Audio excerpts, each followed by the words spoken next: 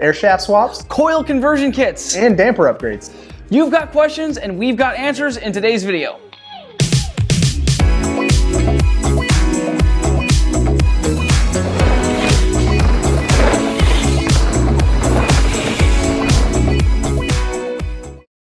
What's up guys, I'm Mike. And I'm Russ. Welcome to MTB FAQ, where we answer the internet's most frequently asked questions about mountain biking. This is a new series by us where me and Russ are going to answer questions that our customers ask us quite frequently, and the answers are going to be very entertaining to pretty much everybody watching. Yeah, Russ, what do you do here at the shop? I'm the head mechanic and just kind of make sure that everything on the service end is where it needs to be. Totally, and I'm a little bit more of a generic rider slash consumer, so we've both got kind of differing opinions, and I think that this is going to be a pretty interesting series, so that there's definitely kind of like a left and a right answer to all these questions. So yeah. Let's get going. All right, first question in today's video. We have our customer Andidia, I think I pronounced that name right. They asked, I'm currently using a 29-inch 180mm Lyrik RC. Since airspring shafts have different lengths for 27.5 and 29-inch forks, which one should I use to convert my 29-inch forks travel to 160mm?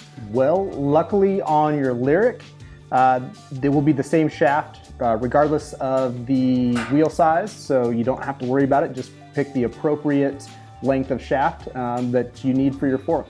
If you have a Lyrik, they're all the same. If you have a Pike, 16 and I think it's older? Like 2014 to 2016. Double check on our website. Those ones varied from wheel size, but the current model of Pike and pretty much all the Lyriks, the shaft's the same regardless of the wheel size. Yeah, and I mean for Fox forks too. I mean if you have a Fox 36 right now, 29 or 27.5, it doesn't matter the wheel size. The air shaft's going to be the same. Still going to have the same amount of exposed stanchion, and you should be good to go. So yeah, just get the Lyrik air shaft for just a Lyrik and you're good. Yeah, one note there, if you do have a Fox fork and you're changing travel, it will vary between wheel size, not in the length of the shaft, but what you're available to go to. In the 27.5, they'll go to 180. If you have a 29er Fox 36, they'll only go to 170. Totally, yeah, good point. All right, and question number 2 is a pretty simple one. Our customer Julian asks, can you use the Z1 coil conversion kit on the 2020 Bomber Z2 Air?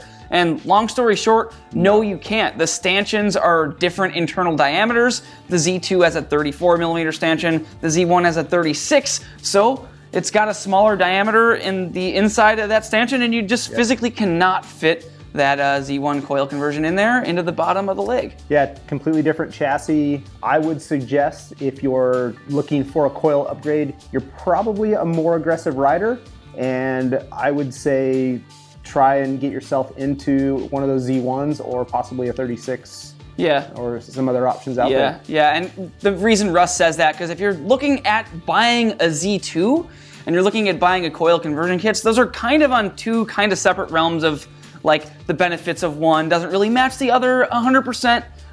It's hard to explain simply, but if you're looking at getting a Z2, you're probably a 140 or under, like kind of the mid-travel, short travel trail bike. And if you're looking at getting a coil conversion kit, you're probably riding pretty aggressive. That's going to warrant that more aggressive fork, and the Z1 is definitely a more aggressive fork with the thicker stanchions. Yeah, definitely to get the most out of it. Yeah. I think that bigger fork for that more aggressive customer just makes more sense. Yeah, totally.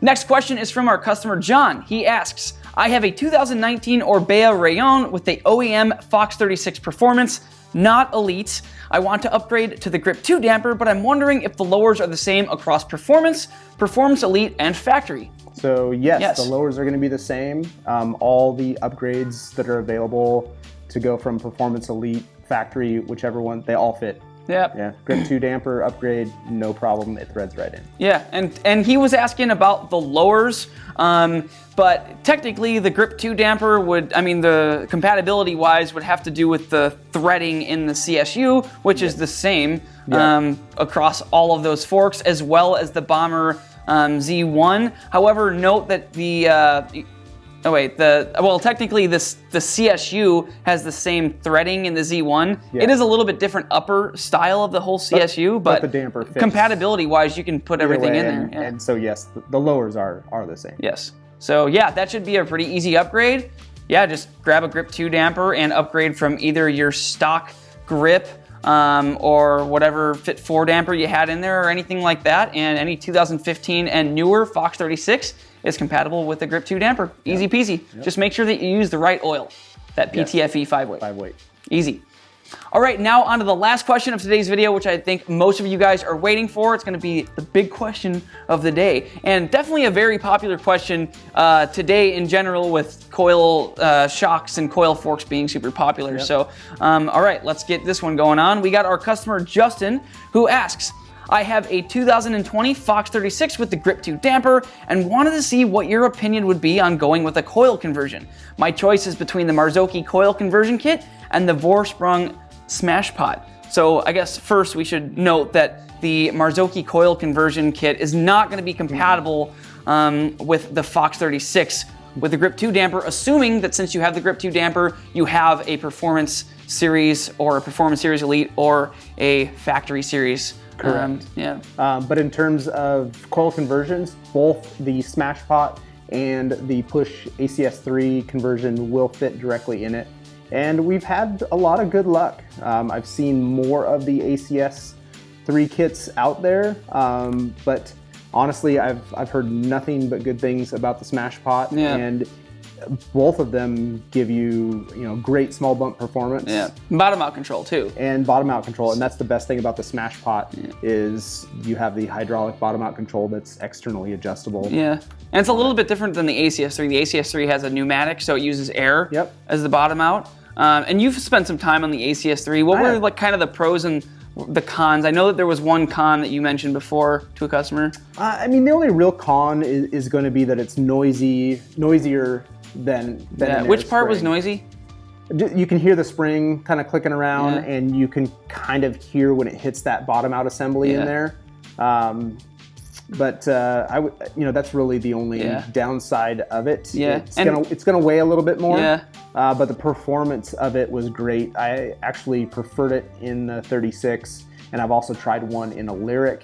And in the Lyrik, for some reason, I preferred the adjustability of the air spring versus having the coil in there. I felt like I don't know if I was in between spring rates or just that it didn't offer enough in that particular fork, but in the 36, it was great. Yeah, and one thing or two things that I noticed that maybe we can touch up on is noise going coil. You're always going to get a little bit of noise in a fork because the coil is going to be bouncing around, slapping around on the insides of the stanchions, no matter what coil conversion kit you get. So that's kind of a trade-off. It's a little bit louder. And one other negative thing to point out too, that would be a possibility for some people would be the fact that on an air spring you can change it in infinite increments. You lose adjustability going coil a little bit. A little bit, just because you've got 6 different coils or whatever it may be, and that's your choice. Whereas on an air spring you've got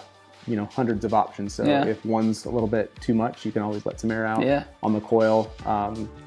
Yeah, totally. I mean, like, I always prefer a bit more progression in my suspension setup. So, and I think maybe you should take that into consideration. If you're a rider that likes a lot of progression, I think that it's going to be unbeatable with your stock setup with the air spring.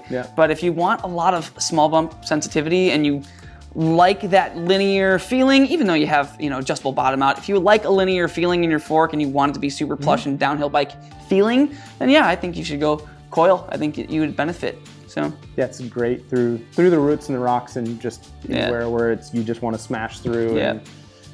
Small chatter I really like. That's where I like coil stuff. But so sweet. There you go. Okay, cool. Well, those are our questions for today. Thank you for joining us for episode 1 of MTB FAQ. If you guys have questions, we got answers. Drop those questions for the next episode in the comments below the video. Russ, you got anything that you want to say? Nope. Thanks for checking in with us. Cool. All right, sweet. Well, until next time, hit that thumbs up button if you like this video. And if you really like this video, click that subscribe button and hit that little bell notification so that you don't miss out on our future videos. Thank you guys very much. We love you, and stay safe out there and keep your heads up. We're going to be riding bikes and staying alive. Yep. Thanks, guys. Peace.